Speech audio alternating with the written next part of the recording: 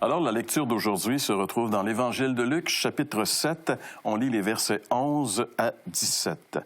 Le jour suivant, Jésus alla dans une ville appelée Naïn. Ses disciples et une grande foule faisaient route avec lui. Lorsqu'il fut près de la porte de la ville, voici, on portait en terre un mort, fils unique de sa mère, qui était veuve, et il y avait avec elle beaucoup de gens de la ville. Le Seigneur, l'ayant vue, fut ému de compassion pour elle et lui dit « Ne pleure pas ». Il s'approcha et toucha le cercueil. Ceux qui le portaient s'arrêtèrent. Il dit « Jeune homme, je te le dis, lève-toi ». Et le mort s'assit et se mit à parler. Jésus le rendit à sa mère. Tous furent saisis de crainte et ils glorifiaient Dieu, disant « Un grand prophète a paru parmi nous et Dieu a visité son peuple. » Cette parole sur Jésus se répandit dans toute la Judée et dans tout le pays d'alentour. Quelle belle histoire, hein? Non, Pierre, ce matin, je révisais ces textes-là. Et en même temps, où on était, l'Internet n'était pas très, très puissant. Alors, mes courriels rentraient gentiment pendant que je lisais. Puis là, on a quelqu'un dans une assemblée proche de chez nous, une assemblée chrétienne, dont les parents vont dans cette assemblée-là. Puis un petit garçon de 11 ans qui était bien malade, pour lequel on a prié depuis les quelques dernières semaines. Et là, on a su récemment que le petit gars était décédé. Il était en intervention chirurgicale, puis ça n'a pas fonctionné. Et puis là, j'ai été à l'avis de décès. Et pendant que je lisais ce texte-là, j'ai jeté un coup d'œil, et puis là, l'avis de décès, la photo est rentrée en douceur, et j'ai littéralement pleuré, parce que on est ici avec des personnes. Une femme qui a perdu son fils, qui était veuve. Tu sais, c'est la totale. Puis là, je voyais ce petit gars qui, peut-être, avait l'âge de l'enfant que le texte nous rapporte. Alors, tu sais, je me suis dit, ouf, tu sais, ça m'a pogné, là, comme c'est pas possible. Et cette femme-là, Jésus, a été sensible à sa douleur. Comme il est sensible à la douleur de ceux qui nous écoutent. C'est pas une blague, ces affaires-là, c'est vrai.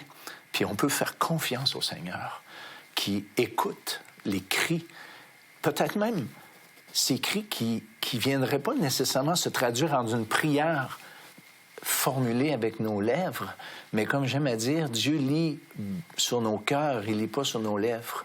Et Dieu écoute les prières sincères, la détresse humaine. Dieu n'est pas insensible à ça. En fait, il est dit ici que c'est à la porte de la ville que Jésus a rencontré. En fait, c'est un cortège funèbre qui sortait de la ville, parce qu'en Israël, les gens n'avaient pas le droit d'avoir des cimetières dans la ville. C'était toujours à l'extérieur des murs de la ville. Donc, c'est en sortant de la ville que Jésus rencontre ce cortège funèbre.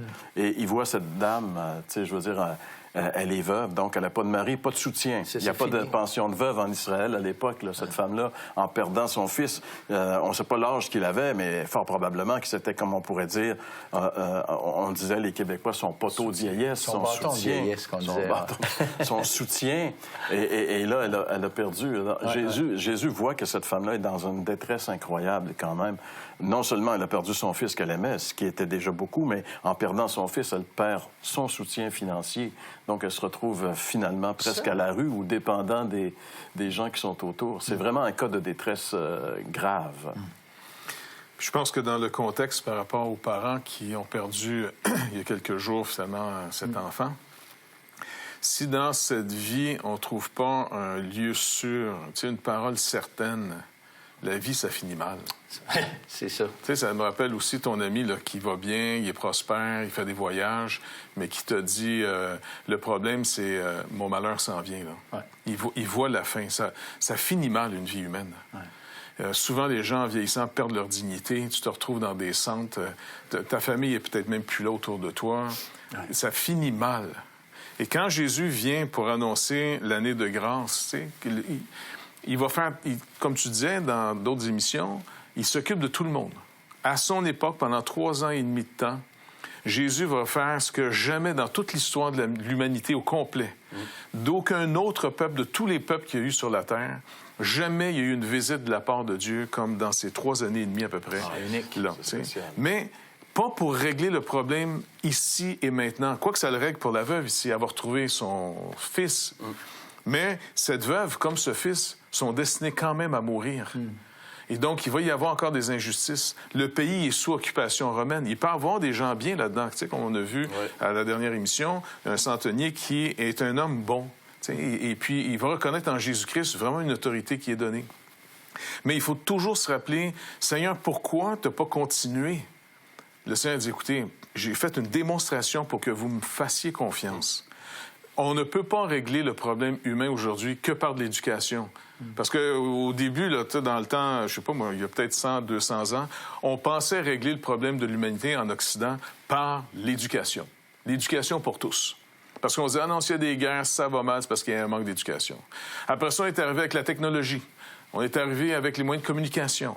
On arrive toujours avec des solutions en pensant que ça va aider, mais ça aide pas parce que on peut peut-être améliorer la condition humaine. Ici, là, cette femme-là, sa condition humaine est améliorée par la résurrection de son fils. Mais le problème, c'est la nature humaine. Et peu importe les conditions dans lesquelles on va essayer de se développer, on n'a jamais été aussi bien au Québec, puis même en Occident. Honnêtement, là, malgré tout ce qu'on peut critiquer, vraiment, on n'a jamais été aussi bien et jamais j'ai entendu autant de critiques et de moqueries contre Dieu. T'as beau améliorer la condition humaine. Si notre cœur n'est pas touché en disant, regarde, le vrai problème, là, il n'est pas en dehors, il est en dedans. Mais en quelque part, là, j'ai comme, je n'ai pas l'impression, je me dis que la détresse humaine, l'épreuve comme cette femme-là, ça lui a donné l'occasion de rencontrer Jésus-Christ. Puis, tu sais, des fois, je me dis, il y a beaucoup de misère dans le monde, mais souvent, Dieu, il va nous acculer au pied du mur. Dieu va nous permettre des choses difficiles. J'ai un de mes amis qui s'est converti, bon, ça fait longtemps, mais lui, il a perdu un fils qui avait 6 ans. Et puis, il s'était jamais vraiment questionné sur la vie, sur qu'est-ce qu'il y a après la mort. Et c'est la perte de ce petit garçon-là, lui, à son tour, qui a fait en sorte qu'il s'est questionné et que l'épreuve, la pire que je pense qu'un parent peut pas vivre, perdre un enfant, bien, c'est ça qui lui a permis de se tourner vers Dieu. Puis je suis pas en train de dire que, regarde, c'est juste quand tu es dans le trouble que tu peux te tourner vers Dieu. Tu n'es pas obligé d'attendre là. Parce que moi, je suis convaincu que tout être humain finit par réaliser, pas tout être humain, mais quand ceux qui se convertissent, ils arrivent dans un cul-de-sac. Peut-être que c'est pas une situation extérieure, c'est pas un manque d'argent, c'est pas la mort, c'est rien, sauf que dans leurs âmes, ils réalisent qu'ils ont besoin d'un sens à leur vie, que ça marche pas, que comme tu dis, ça finit toujours mal. Alors, il y a quelque chose d'autre, et là, ils se mettent à chercher, mais en fait, souvent, c'est Dieu qui les cherche, bien sûr, mais tu sais, l'épreuve, les difficultés devraient nous aider à réfléchir et à se tourner vers Dieu. Bien, cette femme-là ne cherchait pas Jésus. Hein? Elle, ce jour-là, elle allait dans le cimetière. Elle allait porter son fils. C'était probablement la journée la plus terrible qu'elle avait vécue jusqu'à maintenant. Et Jésus arrive. Il fait intrusion dans sa vie. C'est pas le hasard qui fait que Jésus passe juste là, à ce moment-là. On sait, géographiquement parlant, on sait que Naïn, où c'est situé, et Nazareth de l'autre côté, c'est vraiment le territoire où Jésus exerçait son ministère. Et ce jour-là, il est sorti et il est allé là. C'est pas le hasard. Le Père l'appelait à aller là parce que Jésus fait toujours les œuvres que le Père lui dit de faire. Et il se retrouve au moment précis où la femme sort.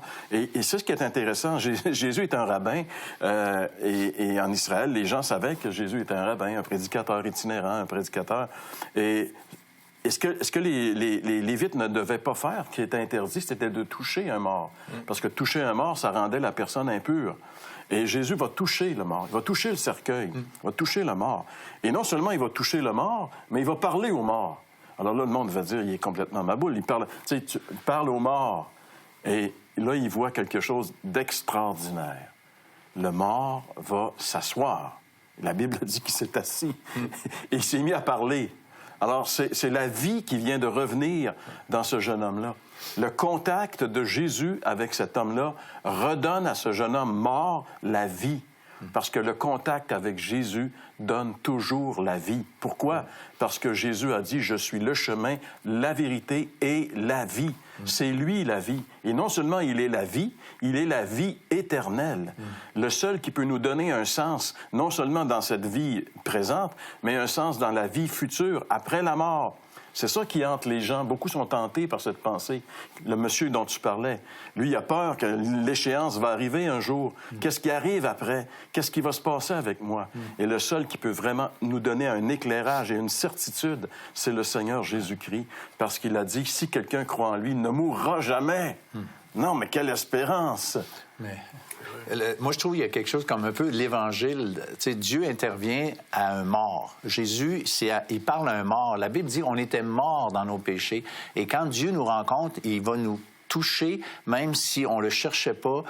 On est mort dans nos péchés, alors on peut rien faire. Et puis la Bible dit aussi que c'est pas par nos bonnes œuvres qu'on peut être sauvé. Ben encore là, il n'a pas fait grand-chose, ce mort-là, pour ressusciter. C'est l'intervention du Seigneur, une intervention extérieure. Et c'est comme ça que Dieu travaille. Il sauve des personnes, il touche des personnes qui le cherchent pas, il touche des personnes qui le cherchent. Peu importe, il aime se manifester et se révéler personnellement à des gens. Et quand les gens ont vu ça, la Bible a dit qu'ils ont été bouleversés de voir ce qui s'est passé ici. Ils ont dit, un grand prophète est parmi nous, Dieu nous visite. Hein? C'était Dieu nous visite. Effectivement, Jésus, c'est Dieu qui nous visite. Emmanuel, Dieu avec nous. Dieu qui a créé les cieux et la terre a marché sur cette terre. Et il était en personne ce jour-là à la porte de ce petit village de Naïn en Galilée pour ressusciter ce jeune homme. Et maintenant, on a l'avantage de savoir que Jésus est partout. Voilà. Là, il était géographiquement un lieu. Mais aujourd'hui, il nous rassure en nous rappelant qu'il est partout. Il est aussi près de nous que la parole dans notre bouche. Donc, si on croit, si on y fait confiance et qu'on confesse de notre bouche, il dit, tu seras sauvé. Confesser finalement que, Seigneur Jésus, j'ai besoin de toi, j'ai besoin d'un pardon, j'ai besoin de la vie, parce que je vais m'éteindre bientôt. Il y a d'autres choses. Dieu nous rappelle qu'il y a un jugement qui suit. Alors, comment on peut éviter ce jugement? Mais le Seigneur va dire, je l'ai pris.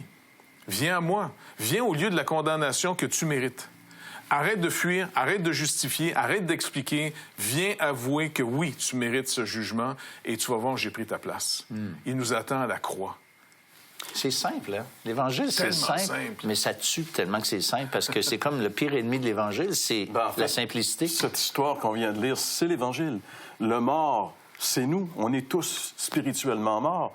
Dans nos péchés, on suit le train de ce monde. On est une gang de morts. En fait, l'humanité, c'est un cimetière qui marche. Les morts vivants. Et Jésus vient pour donner la vie. Mais pour qu'on ait la vie, il faut qu'il nous touche, il faut qu'il nous parle, il faut qu'on ait un contact avec lui. Comment est-ce que c'est possible d'avoir un contact avec Jésus-Christ et par ce contact d'obtenir la vie nouvelle, la vie éternelle? C'est ce que nous explique Jean-François au retour de la pause. Vous avez des questions ou des commentaires sur ce que vous venez d'entendre? Contactez-nous par téléphone ou réagissez sur les médias sociaux.